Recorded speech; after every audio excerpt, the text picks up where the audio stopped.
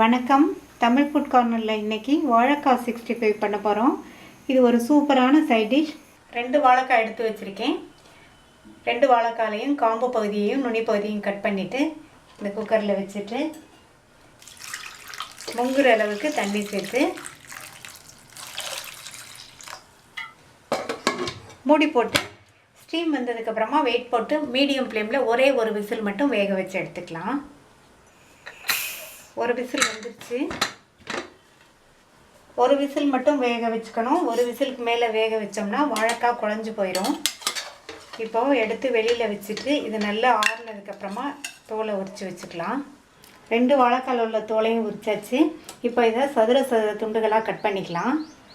இந்த மாதிரி கட் பண்ணிவிட்டு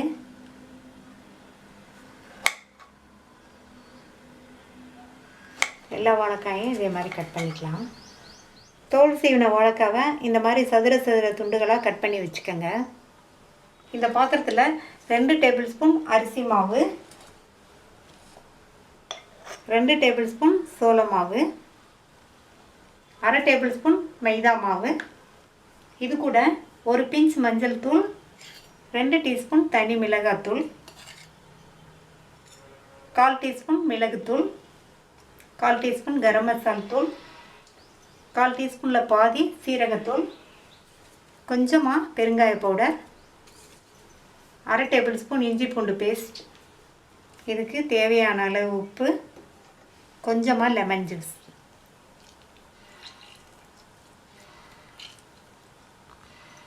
எல்லாத்தையும் நல்லா ஒன்றா மிக்ஸ் பண்ணி விட்டுக்கணும்.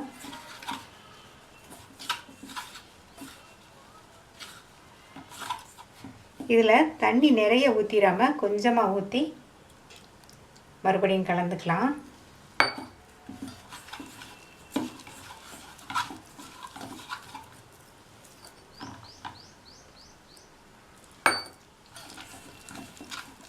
கெட்டியாக இருக்குது, இன்னும் கொஞ்சம் தண்ணி சேர்த்துக்கலாம்.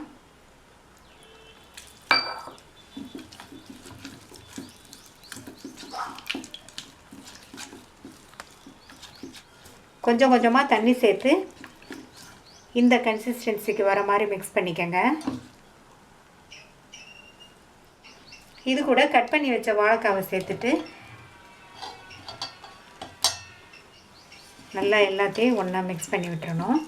வாழைக்காயை குழைவாக வேக வச்சோம்னா இந்த மாதிரி ஒன்றா மிக்ஸ் பண்ண முடியாது. இந்த 65 நல்லா இருக்காது.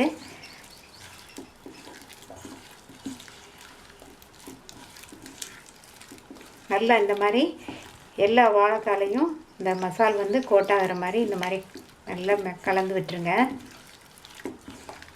நல்லா கலந்து விட்டுட்டு 10 நிமிஷம் மூடி வச்சிடலாம், ஊறிட்டு இருக்கட்டும். கடாயில் எண்ணெய் விட்டு சூடாயிடுச்சு. 10 நிமிஷமாக ஊற வச்ச வாழைக்காயை இந்த எண்ணெயில் இது மாதிரி எடுத்து போட்டுடலாம்.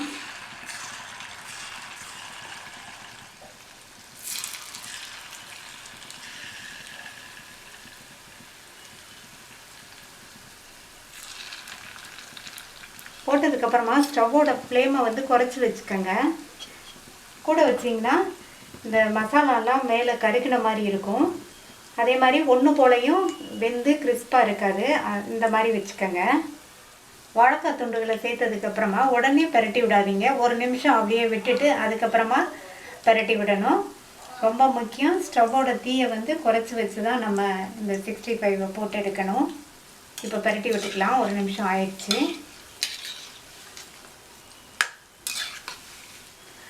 குறைவான தீயில வச்சு பொறுமையாக இந்த மாதிரி பரட்டி விட்டு நம்ம பொரித்து எடுக்கணும்.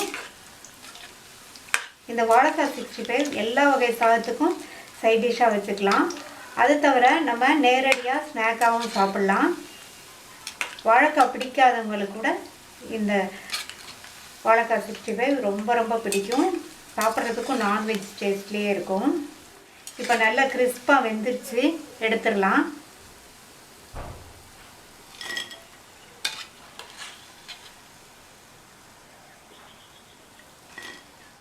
எல்லா வாழைக்காய் பீசஸையும் பொரித்து எடுத்தாச்சு. எண்ணெயில் ஃப்ரை பண்ண கருவேப்பிலையை இதில் சேர்த்துடலாம்.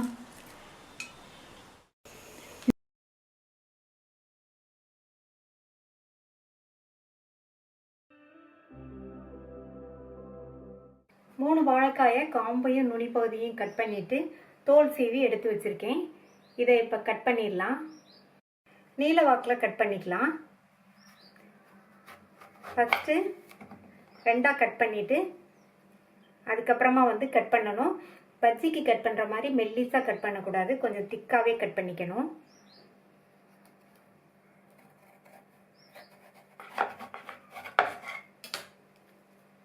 இந்த அளவு திக்னஸ்க்கு கட் பண்ணிக்கங்க. இதே மாதிரி எல்லாத்தையும் கட் பண்ணிடலாம். 3 வாழைக்காயை நீல வாக்கில் கட் பண்ணி தண்ணியில் போட்டாச்சு. இந்த மாதிரி தண்ணியில் போட்டு வச்சோம்னா கருத்து போகாமல் இருக்கும். ஒவ்வொரு பீஸும் இந்த சைஸ்க்கு இருக்கிற மாதிரி, இந்த திக்னஸ்க்கு இருக்கிற மாதிரி கட் பண்ணிக்கங்க. இந்த கடாயில் தண்ணி விட்டு நல்லா கொதிச்சிட்ருக்கு. அதில் 1 டீஸ்பூன் அளவுக்கு உப்பு சேர்த்துட்டு நம்ம கட் பண்ணி வச்ச வாழைக்காயை இதில் சேர்த்துடலாம். இந்த தண்ணியில் இந்த வாழைக்காய் 2லேருந்து 3 நிமிஷம் வேகணும். அந்த அளவுக்கு வேக வச்சுட்டு அதுக்கப்புறமா ஃப்ரை பண்ணோம்னா நம்மளுடைய ஃப்ரை நல்லா சாஃப்டாக இருக்கும். நல்லா கலந்து விட்டுக்கலாம். வாழைக்காய் 2லேருந்து 3 நிமிஷம் வேகட்டும். இப்போ 3 நிமிஷம் ஆச்சு. வாழைக்காயில் உள்ள தண்ணியை நல்லா வடிச்சிட்டு ஒரு பிளேட்டில் எடுத்து வச்சிடலாம்.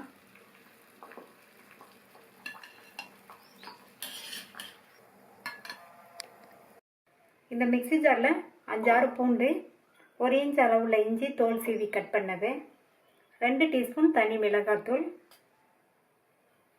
1 டீஸ்பூன் கொத்தமல்லி தூள், 1 டீஸ்பூன் சோம்புத்தூள். சப்போஸ் சோம்புத்தூள் இல்லைன்னா 1 டீஸ்பூன் சோம்பை ட்ரை ரோஸ்ட் பண்ணி இதில் சேர்த்துக்கங்க. 1/2 டீஸ்பூன் சீரகத்தூள், 1/4 டீஸ்பூன் மஞ்சள் தூள், 1/2 டேபிள் ஸ்பூன் அளவுக்கு அரிசி மாவு. நான் கரம் மசாலா தூள் சேர்க்கலை, நீங்கள் விருப்பப்பட்டீங்கன்னா சேர்த்துக்கங்க. இதில் கொஞ்சமாக தண்ணி சேர்த்து நல்லா பேஸ்ட்டாக அரைச்சிக்கலாம். அரைச்சாச்சு. அப்போ வாழைக்காய் வேகும்போது உப்பு சேர்த்தோம். இப்போ இந்த மசாலாவுக்கு 1/2 டீஸ்பூன் உப்பு சேர்த்து மறுபடியும் 2 சுற்று சுற்றிக்கலாம். அரைச்ச மசாலாவை இந்த பிளேட்டில் வச்சுருக்கேன்.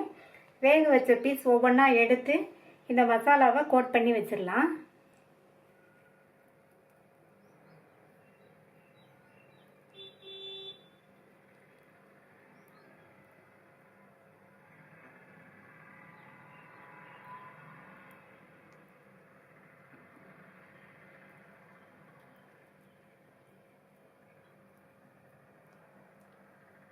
எல்லா பீசஸ்லேயும் இந்த மாதிரி தடவி வச்சிடலாம். எல்லா பீசஸ்லேயும் மசாலாவை கோட் பண்ணி வச்சாச்சு. ஃப்ரை பண்ணி எடுத்துடலாம். ஸ்டவ்வில் ஒரு பேன் போட்டிருக்கேன். அதில் 3 டேபிள் ஸ்பூன் எண்ணெய் சேர்த்துக்கலாம்.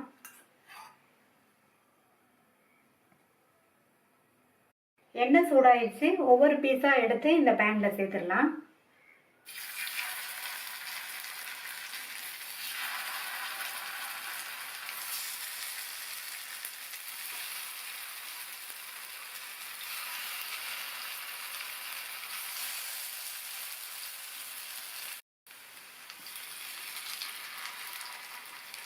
வாழைக்காயை சேர்த்ததுக்கு அப்புறமா தீயை நிதானமாக எரிய விடுங்க.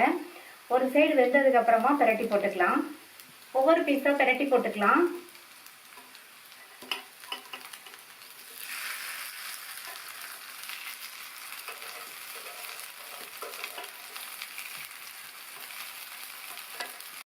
எல்லாத்தையும் திருப்பி போட்டாச்சு. அந்த சைடும் ஃப்ரை ஆகட்டும். 2 சைடுமே நல்லா ஃப்ரை ஆயிடுச்சு. நல்லா சாஃப்டாக மொறுமொறுன்னு இருக்குது. நம்ம ஆல்ரெடி 2-3 நிமிஷம் நல்ல சூடான தண்ணியில் கொதிக்க வச்சு வேக வச்சதுனால வேகமாகவே இது ஃப்ரை ஆயிரும். எடுத்து வச்சிடலாம்.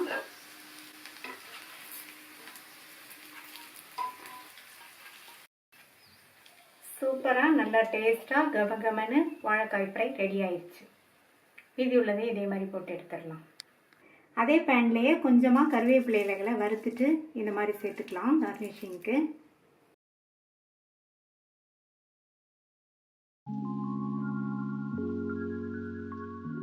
2 மீடியம் சைஸ் வாழைக்காயை தோல் சீவிட்டு மீடியம் சைஸ் துண்டுகளாக கட் பண்ணி தண்ணியில் போட்டு வச்சுருக்கேன். இந்த மாதிரி துண்டுகளாக கட் பண்ணாதான் இந்த வறுவலுக்கு நல்லாயிருக்கும்.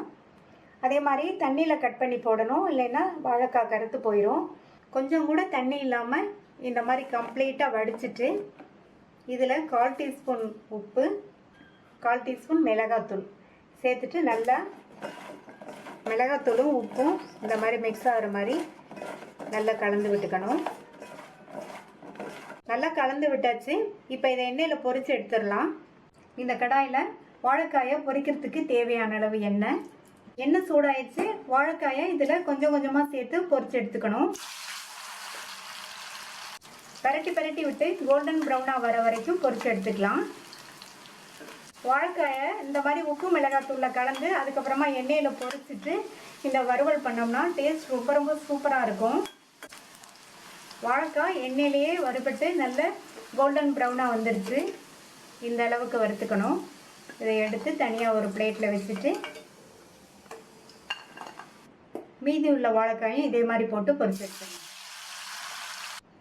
இந்த மிக்ஸி ஜாரில் 1/2 டீஸ்பூன் சோம்பு, 1/2 டீஸ்பூன் சீரகம், 1/4 டீஸ்பூன் மிளகு, 1/8 டீஸ்பூன் மஞ்சள் தூள், 1/2 டீஸ்பூன் மிளகாத்தூள், 3/4 டீஸ்பூன் மல்லித்தூள், 2 டேபிள் ஸ்பூன் தேங்காய் துண்டுகள். இது கூட ஒரு சின்ன துண்டு பட்டை, ஒரு கிராம்பு. ஃபஸ்ட்டு இதை தண்ணி சேர்க்காம கொரகொரப்பாக அரைச்சிக்கணும். இந்த மாதிரி கொரகொரப்பாக அரைச்சிட்டு இது கூட ஒரு சின்ன தக்காளியை சேர்த்து 2-3 சுற்று சுற்றிக்கலாம்.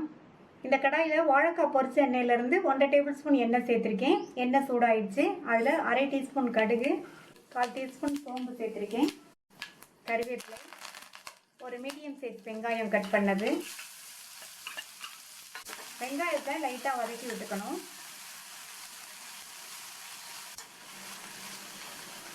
இந்த மாதிரி லைட்டாக வதக்கி விட்டுட்டு இது கூட 1/2 டேபிள் ஸ்பூன் இஞ்சி பூண்டு பேஸ்ட்டையும் சேர்த்து அதனுடைய பச்சை வாசனை போகிற அளவுக்கு வதக்கி விட்டுக்கணும். இஞ்சி பூண்டு விழுதோட பச்சை வாசனை போனதுக்கப்புறமா கொரகொரப்பாக அரைச்ச அந்த தேங்காய் விழுதை சேர்த்துடலாம். வாழைக்காயில் 1/4 டீஸ்பூன் உப்பு சேர்த்தோம். இப்போ இந்த மசாலாவுக்கு தேவையான அளவு உப்பு சேர்த்துக்கலாம்.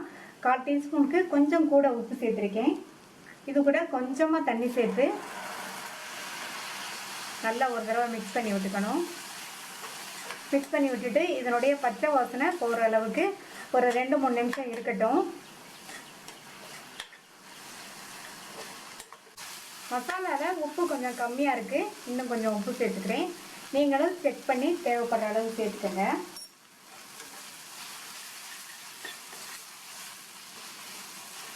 இந்த மசாலாவோட பச்சை வாசனையெல்லாம் போயிடுச்சு. எண்ணெயில் பொரித்த வாழைக்காயை இதில் சேர்த்துட்டு நல்லா ஒரு தடவை மிக்ஸ் பண்ணி விட்டுக்கணும்.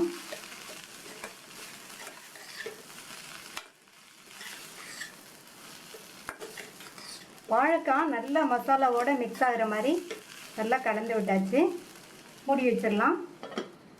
ஸ்டவ்வை சிம்மில் வச்சுட்டு அப்படியே ஒரு 5 நிமிஷம் இருக்கட்டும். வாழைக்காய் மசாலாவோடு சேர்ந்து நல்லா ஃப்ரை ஆகட்டும். சிம்லேயே வச்சு 5 நிமிஷம் ஆச்சு. கமகமன் வாசனையோட வாழைக்காய் வறுவல் ரெடி ஆயிடுச்சு.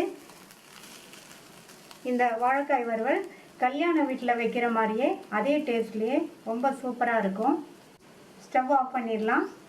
மட்டன் டேஸ்ட்டில் சுவையான வாழைக்காய் வறுவல் ரெடி ஆயிடுச்சு. நீங்களும் ஒரு தடவை இந்த வாழைக்காய் வறுவலை ட்ரை பண்ணி பார்த்துட்டு உங்கள் கமெண்ட்ஸை சொல்லுங்கள். தேங்க்யூ.